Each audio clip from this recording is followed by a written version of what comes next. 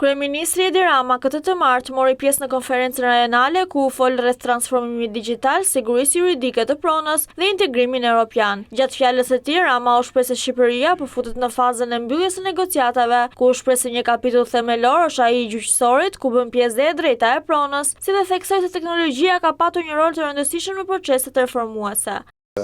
Në procesin e Shqipërisë për integrimin evropian, suksesi i transformimit digjital është një element caktues sa i përket ritmit dhe shpejtësisë së procesit dhe progresit. Më duhet të them që për vende si joni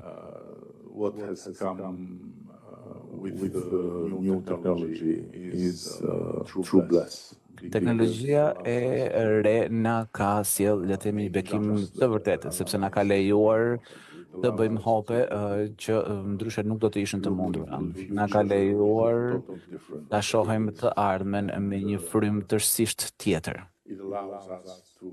Dhe na lejon gjithashtu të përfitojmë nga të gjitha avantazhet e kalimit nga një epokë e progresit linear tek një epokë e progresit eksponencial.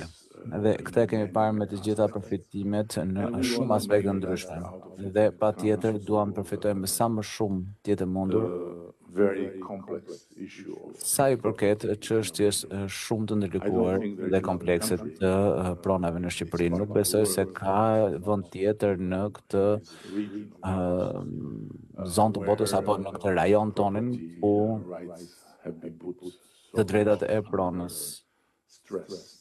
kanë qenë kaq në ndrysni.